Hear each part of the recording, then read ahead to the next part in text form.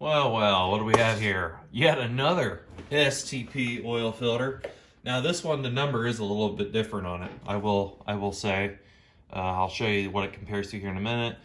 Engineered to last up to 5,000 miles, yada, yada, yada, made in China. There's the comparable part numbers. You see the Fram 9688, also the SuperTech 9688 compared to that. So I don't know why this one's different, even though it's made by Champion Laboratories, but I thought that was a little interesting. But yeah, let's take a look here. Well, we'll start off with this. Here's our base plate. Again, really nicely done here. I mean, it's really good quality, and there's no nastiness. Here's the gasket, and it's pretty thick gasket. It's pretty good quality. So there's that. The back of the base plate, there's your holes, inlet holes, plenty of those. There's a lot of burrs though on these threads and on these backing parts of the base plate. So, if you're going to cut this guy open, beware if you're going to be feeling around here. You can easily get cut. Okay, there's that. Now, we've got a rubber anti-drain back valve. This one's really, really soft and really, really flexible. I mean, it almost feels like it's plastic. But no, it smells like rubber. It's very soft.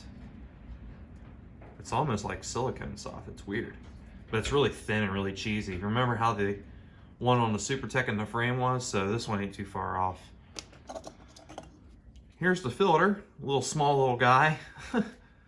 But as you can see, there's a pretty good amount of pleats. It is the cheap stuff. There is a little bit of glue here on the ends, as you can see, the white, magical white stuff.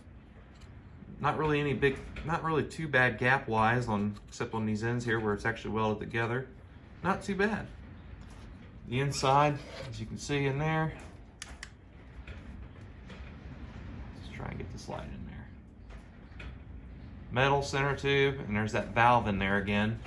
This one I also believe, yep, it's rubber. It's got a little bit of resistance, but it does open quite freely. So there's that. That's pretty good. And then suspending in it is the spring that holds this whole damn thing together. This one's actually pushed out a lot further than the last STP I just took apart. I guess since we're going to be here, I'm sure it's going to be the standard, but we might as well go ahead and check it while we're here. Is the case thickness? Maybe they're getting a better one off on us here. So let's just see. That's not going to be the case. So 0.5 millimeter thick. There you go. Well, I thought I'd do that as well. All right, let's put this back in just like that. I mean, once again, this one here was $5 as well.